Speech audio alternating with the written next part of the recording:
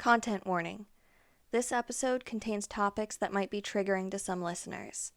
This episode includes discussion of parental death, murder, and suicide, mentions of gun violence, the appearance of ghosts, descriptions of body horror, family abandonment, implied homophobia, and alcohol consumption. Please listen with caution. Try now.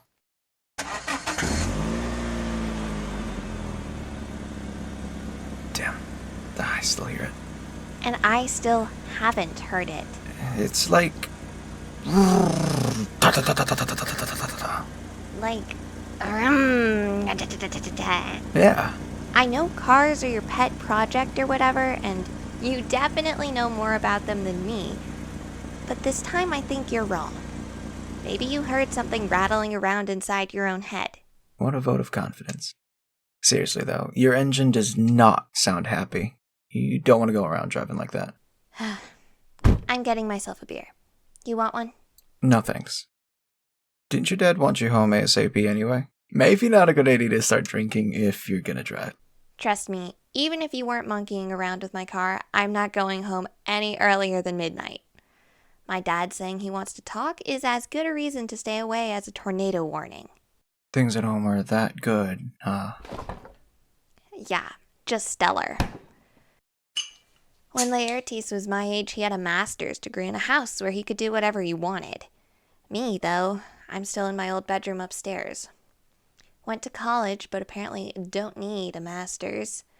Not that I want one. I just like to have the option, you know? After a while, it starts to become pretty obvious that this isn't about protection, it's about control. I'm a woman, and my dad thinks that makes me his property, which means I don't get to do anything Laertes did. This sounds so stupid coming out of my mouth. I have a great place to live, food on the table, and I'm still complaining. It's not wrong to want your own life. I just want independence. I appreciate all I have, all my father has done for me, but I also want to do it for myself. It gets stifling. I'd love to go out and get a job, live on my own, but every time I bring it up, I get shut down. He's the one with the only copy of my birth certificate and social security number. Plus, I have no work experience, so easier said than done. Even if I did manage to find a job without all of that, as soon as he or Laertes found out, it would be all over. As long as they can say they provide for me, they have leverage to make me shut up. Things were so much better before, when Laertes and I were close. You met him a few times before then. Before that stick got wedged up his ass. He was one of my best friends. But snap, in a second that changed. Dad said he wanted Laertes to take over for him eventually, and he was a different person in an instant. A mini-me of our father. And I wasn't good enough company anymore. Wasn't feely anymore. You heard him call me Ophelia. It makes me so angry sometimes. It makes me wish we could just turn back the clock and be Feely and Larry again. But then I remember how fast he changed, and I realized that he must have always had it in him to be like that. He always knew how to talk down to me, just chose not to. Look how easy it was to flip that switch. Sorry, you don't want to hear all this. I blame the alcohol and the funeral. Damn people for dying and making me have feelings. I get it, if that makes you feel any better. Looking at it from my perspective is a little tricky. If I had your family's money, I'd be over the moon, but that's just a surface level. It's easy not to think about all the stuff that comes with it, the interpersonal stuff. I'll make you a deal. If my dad and Laertes drop dead in a freak accident, you're welcome to the estate. I don't want it. Oh, Jesus. That's a little dark. I'm not saying I want them to die. Just, if they do, you can have their stuff. Whatever you say, Feely. Don't get mad when I take you up on it. You can repay me by fake dating me after Dad gets too pushy about Hamlet proposing. Deal. You still haven't told him then? The gay thing? Hell no. they have issues respecting me as a woman, I highly doubt upgrading to lesbian woman would make things any better. I hate to say it, but you're probably right. I don't really care too much. I don't think. I live my real life when I'm not around them anyway. What do you think about Hamlet? In what sense? He's wrecked right now, but I think he'll be fine. I'm not so sure. I've never seen him like this. You've known him longer than me. Has he ever done something like this before? Completely rejected reality as it appears to everyone else and recruited me to join his crusade in finding the quote-unquote truth? Yeah. No. I'm gonna need something stronger if we're gonna keep going with the deep talks. You sure I can't get you anything? It's my house and my booze, so anything you can offer, I already have. Is that a yes or a no? Yeah. You choose something for me.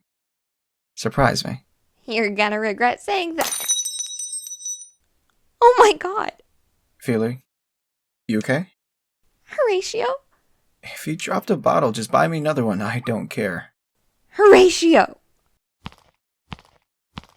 Is that? It looks like Mr. Prince. But half his face is gone. Gunshot? Am I going insane? If you are, so am I. It's just floating there. Do we talk to it? What do we do? Okay. There are two options here. No, three. One, both insane now.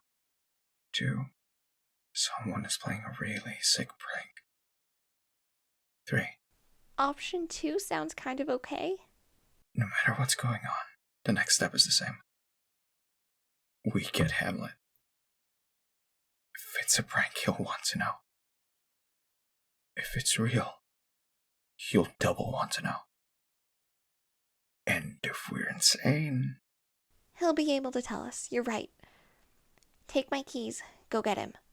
If he's talking with his new uncle, he's not going to answer his phone. You want me to leave you? Here with it? I've been drinking, so I can't drive, and someone's got to keep an eye on it. I suppose. Don't take your eyes off it. Not going to be a problem. Just make it a fast trip, okay?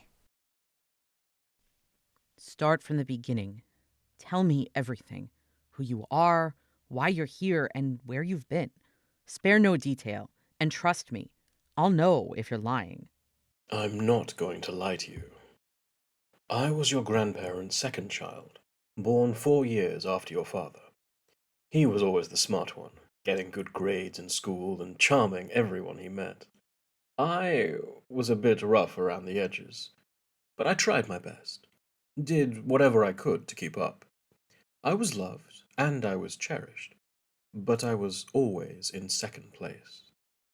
My parents never loved me any less for my mediocrity, but I grew to resent being consistently outshone by my brother. When your father went off to Oxford, I came to the States, decided I was going to strike off on my own. I started my own business, a little brewery that served only our own house ale. It was my pride and joy for about the first 6 months. At that point, I realized just how in the red I was running and asked my family for help. They gave it, and I blew through that money too. And the next bailout they gave me. I was too embarrassed to ask them for loan number 3. Instead, I went to someone off the mainstream banking circuit. A loan shark, if you will. When I inevitably couldn't pay him back, just like I couldn't pay back my own family, he offered to let me zero out my balance with secrets. I could make back the money he lost on me, he said, in a few weeks, if I'd just give him inside knowledge on the family company, Denmark Inc. Being young and foolish, I thought, what's a little insider trading between friends, and agreed to his terms. I shuffled off home and told my parents and brother that the brewery was finally turning a profit. I told them I planned to sell once I could get a bit more money for it. And after that, I could get involved with the business. They were gracious and offered me a job even though I had very little to bring to the table. When I asked to see details on the company before I joined, they gave them, willingly. And just as willingly, I turned around and handed them off to the loan shark. My problems were all solved for about 2 weeks. I had the loan shark off my back, and I had a job lined up at the company. Then your father dropped by the brewery. We had a few drinks, and when I excused myself for a moment, your father took it upon himself to have a look around. He found evidence of your deal? When I came back, he had my financial ledgers out on the bar, and by the look on his face, I could tell he'd very easily put two and two together about how I was keeping the place open.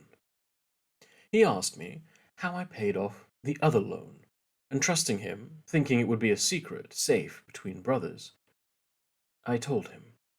I told him about selling company secrets, and what I thought would be a little secret was immediately a huge betrayal. I understand now, of course. Hindsight is 20/20. I begged him to keep quiet, but he told our father immediately. Choice words were said, on both sides. Ultimately, my father told me to get out, and I told him I wasn't coming back. I left. Your father called, sent letters, all asking me to come back. I ignored them. I was too proud to apologize, and your grandfather was too hurt to apologize to me first. The longer I stayed gone, the fewer calls and letters I got, until, eventually, they stopped. I heard about your parents' wedding on the news. A friend told me that rich family, the Princes, had a baby boy, and he was going to inherit an empire. I didn't come back either of those times.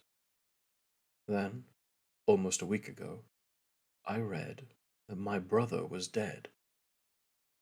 And now, when it's too late, I decided it was time to come home. Home. What used to be home. So, my grandfather blighted you off the family tree for your dishonesty. Why should I undo that? Why should I trust you now? Because I'm sorry, and I'm family.